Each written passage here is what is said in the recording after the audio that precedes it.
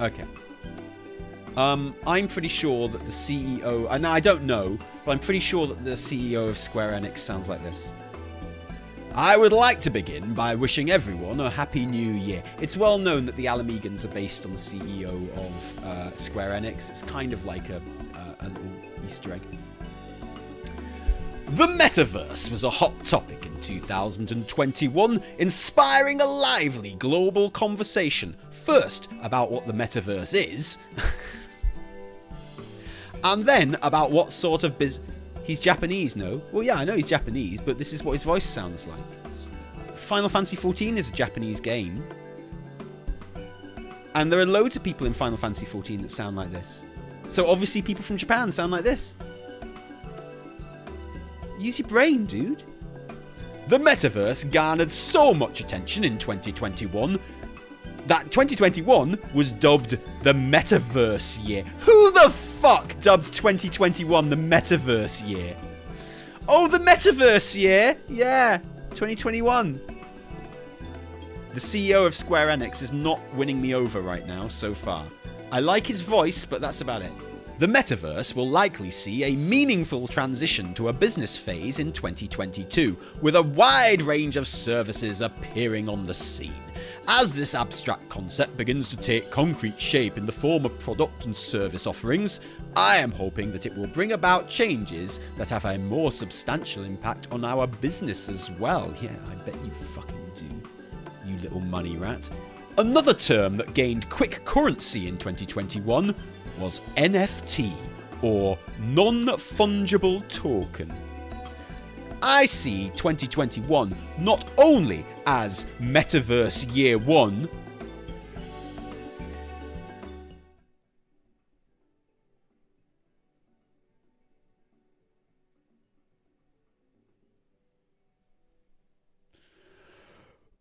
oh, I think I'm actually getting some COVID symptoms.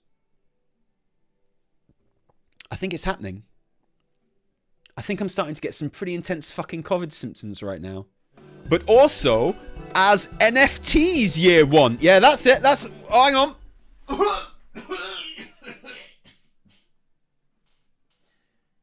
Fuck my life. NFTs Year 1. Given that it was a year in which NFTs were met with a great deal of enthusiasm by a rapidly expanding user base. However, we do observe examples here and there of overheated trading in NFT-based digital goods with somewhat speculative overtones. Holy fuck, this is the understatement of the fucking century. Sorry, is the Square Enix dude usually a master of understatement? Hello, it is me, the CEO of Square Enix. I have noticed that George Clooney is considered by some people to be fairly good looking. Yeah, there has been some overheated trading in NFT-based digital goods with somewhat speculative overtones, regardless of the observed value of the content provided. This, obviously, is not an ideal situation. I want to make it clear, all I know about this guy is this letter. This is my first and only, one-sided interaction with him. But I fucking hate him. To address these changes in our business environment, the medium-term business strategy that we unveiled in May 2020 identified AI, the cloud, and blockchain games as new domains on which we should focus our investments. Leveraging cloud technologies is extremely effective as a means of making our content and services uniformly available and as a catalyst for creating new forms of excitement that expand upon the content development capabilities for which we are known. Does this motherfucker know that the servers are full? You know why we don't have new servers? Blockchain shit? Yeah, exactly. One of the fucking reasons there's such a shortage in materials for making fucking servers, which is why supposedly Square Enix can't for love nor money even get new servers. One of the reasons for that is fucking blockchain shit. Not the main reason. Not the main reason, of course not. But it's definitely a reason. Here, okay, well now we're getting to the fucking meat and potatoes here. Lastly, is blockchain games. Be they single player or online games, games have traditionally involved a unidirectional flow whereby creators such as ourselves provide a game to consumers that play them.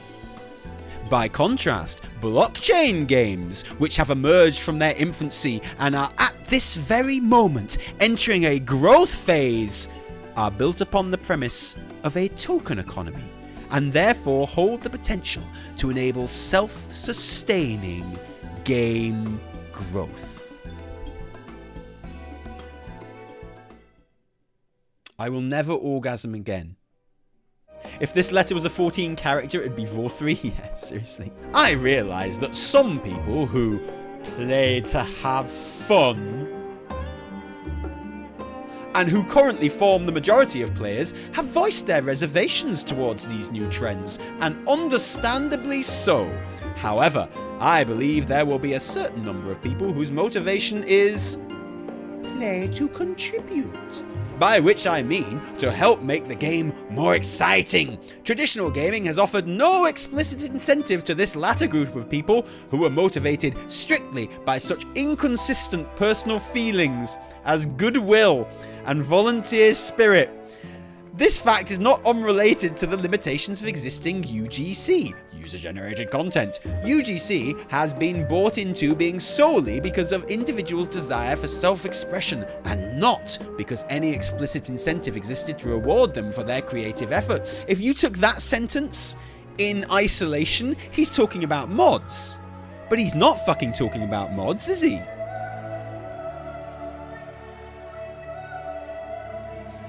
Like, if I just read you that sentence and you didn't know the context of this letter, you'd say he's talking about mods. But he's not fucking talking about mods. I believe that this will lead to more people devoting themselves to such efforts and to greater possibilities of games growing in exciting ways. From having fun to earning to contributing. A wide variety of motivations will inspire people to engage with games and connect with one another. It is blockchain-based tokens that will enable this. It is precisely this sort of ecosystem that lies at the heart of what I refer to as decentralized gaming. We will keep a close eye on societal shifts in this space while listening to many groups of users that populate it and ramp up our efforts to develop a business accordingly with an eye to potentially issuing our own tokens in the future. Aren't you bored, Remy Rat, of playing games to have fun? Wouldn't you rather play to contribute? Well, I've got fucking good news for you, mate. All I'm saying is, guys, I'm not saying this is going to happen, okay?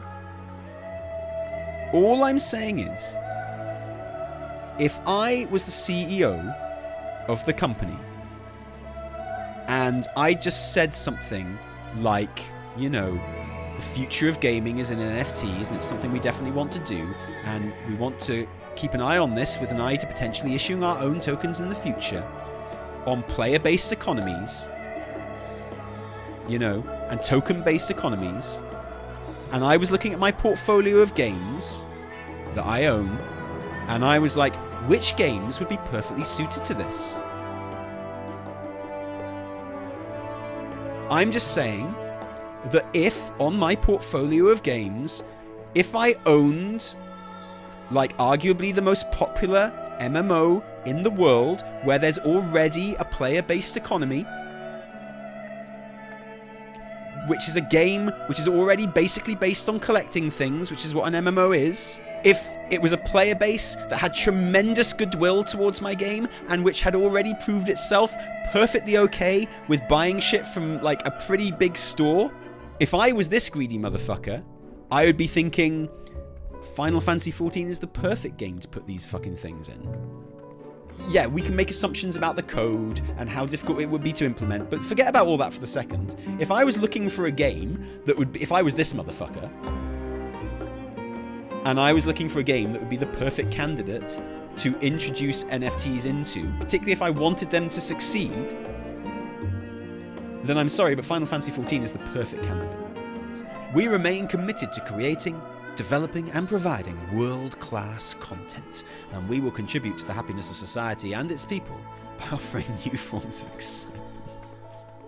You can't say that at the end of a post about NFTs. You can't be all like stroking your cock against someone's fucking cheek and then be like, and we're doing this to contribute to the happiness of society and its people. What the fuck? Yoshi wouldn't allow it? I don't know, man. I don't know about the power structure of Square Enix and how it's organized as a company. And I don't know much about business, but I'm willing to bet a hefty amount of money, or crypto if you prefer, that the CEO of Square Enix probably has a bit more power than Yoshi P. I know that sounds crazy, okay? But I think it's probably true. It's just a guess based on my very vague understanding of how businesses work, but I think probably the CEO probably has a bit more power on like and say in these things than Yoshi P. I know everyone at Square Enix probably has a picture of Yoshi P in their fucking office cubicle, right? And that they, instead of praying to God at Christmas, they pray to Yoshi P, and, you know, most of them have to phone Yoshi P and ask if it's okay that they have a piss because he's so clever. But when it comes down to it, you know, bottom line, I think the CEO probably has a bit more power. Yeah, and like Yoshi P didn't want the store, as I understand, but, you know, we definitely got a fucking store. That means he can ban it in his game out of spite. Oh, I'll take you back to the story I just told about the store. I don't know what NFT is going to look like in a game like Final Fantasy XIV. You know, we can speculate. In my very blinkered imagining, as someone who is already biased against NFTs, and I completely 100% accept, I'm very fucking biased against NFTs. Okay? So, I'm probably not the person to give the most objective opinion on NFTs, right? So in my incredibly blinkered, like, view, what would this even look like? Well, shit, obviously. But what would it look like? It would look like, I guess, serial numbered items in game. Because they won't be completely unique by any means, but they'll be serial numbered. And they'll be limited. And that will form the basis of an economy in game, right? So, you know, you wouldn't just acquire a hat for your character. You would, on the blockchain, I know this is a very vague term when it comes to blockchain, but you would own that specific hat. And maybe when Final Fantasy XVI comes along, maybe you could wear that. Maybe you could use that hat in 16. Who knows? I'd imagine they would release a store mount, pet, or something like that with a limited supply of each of them being an NFT, and whoever owns the NFT can then use the item in game. So would that take the form, do you think, Elbardo, of like of something that they sold in the store, or something that had to be earned in game? And would it just be like first come, first served, buying it on the store? Why do I need NFTs to own something in game? Because then you'd own it. Then you'd like proper own it though. Uh-oh. Or something. I don't know. Look. Because money. Yeah, exactly. Final Fantasy XIV has no way to do the whole player generated content thing. So it'd have to be store stuff. That's not true. Look, I don't think you should get hung up on the whole what you think of when you say player generated content, because I think what reading this letter has proved is that what you mean by player generated content is not the same as what Yosuke Matsuda means. When he's talking about player-generated content, this is important because this is what led to me reading this letter and the whole misunderstanding in the first place. When you're talking about player-generated content, he means the economy that already exists in the game. Okay? And he's not wrong. Because It is content. Like, the whole marketplace in Final Fantasy XIV is literally player-generated content. The players aren't designing and making the content, but they are generating it. They have created an economy in the game where some people make some tables and sell them to people. Some people gather herbs and sell them to people in-game. And this is user-generated content. That's what that means. Okay, don't look at it from what we think of as being user-generated content, which is, oh, I've made a cool mod that makes your boobies jiggle up and down when you run. Okay, that's not necessarily what it means. When he's talking about player-generated content, he's talking about things that you do in-game that is player, like,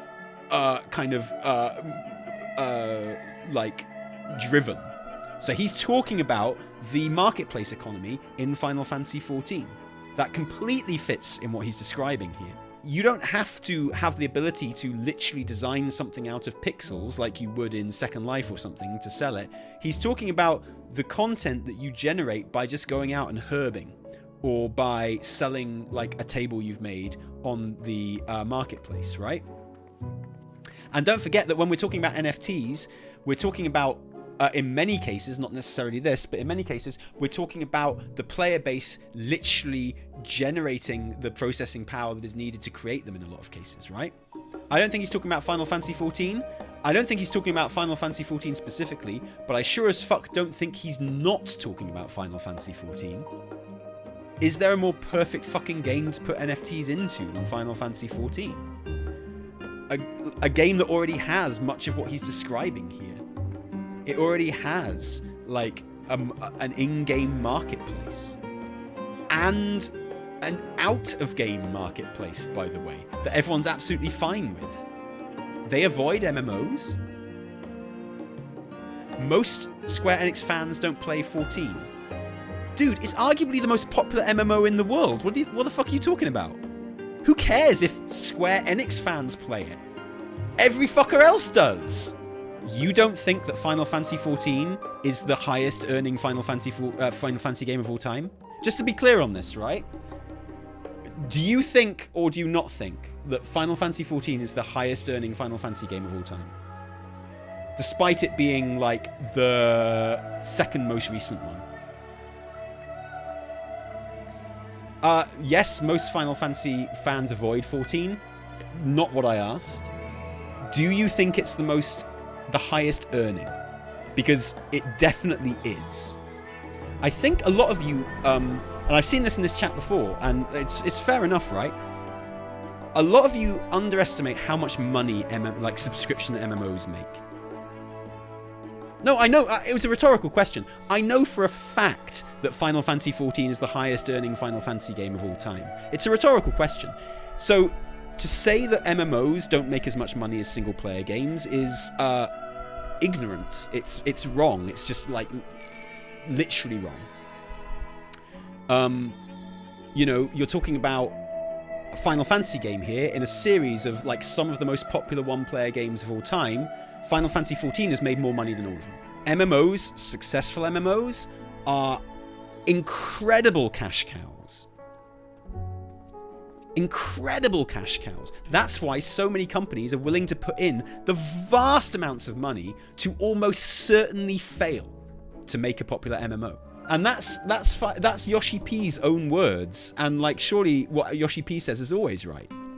MMOs are absolutely perfect for NFTs. Why?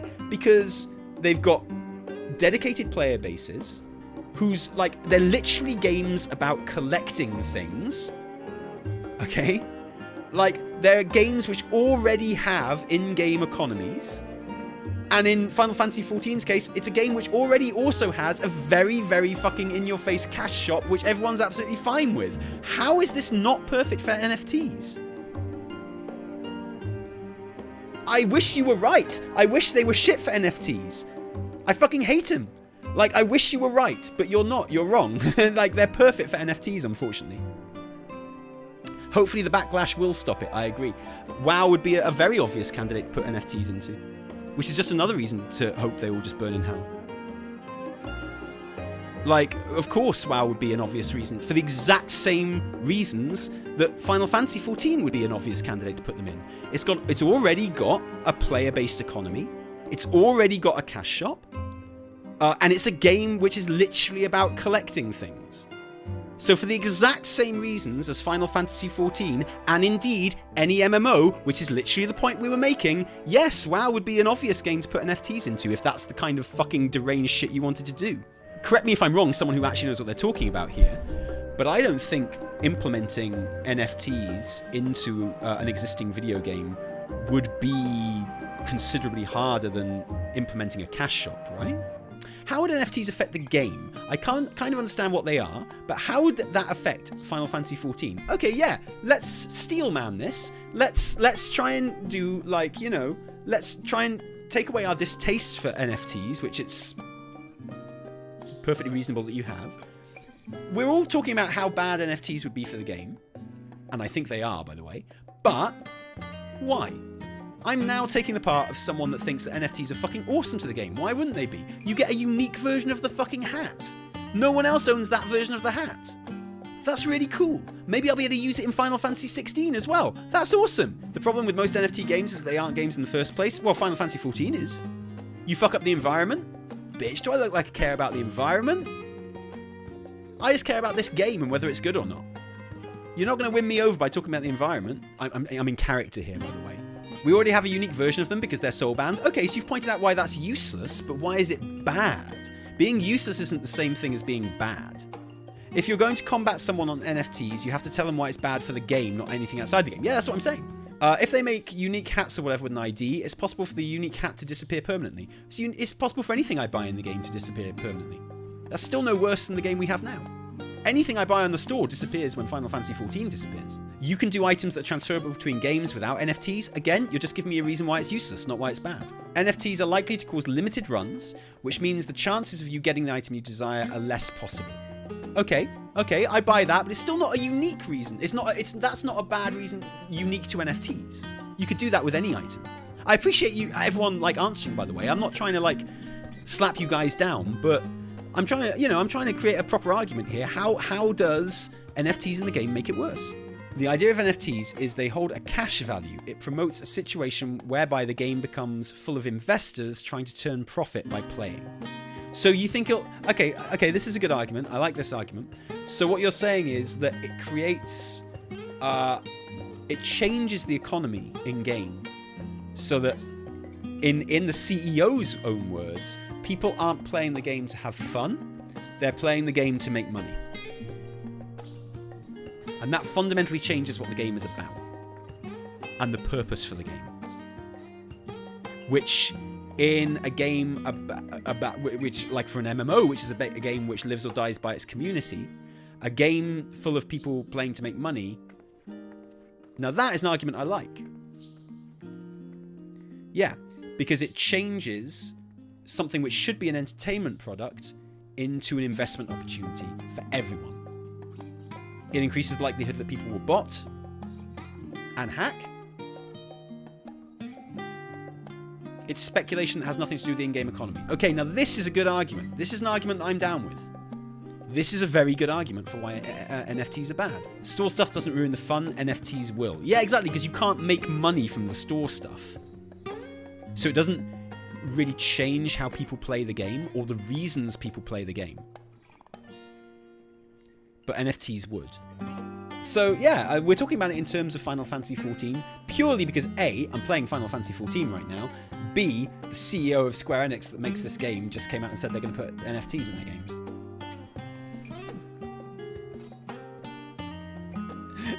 You know?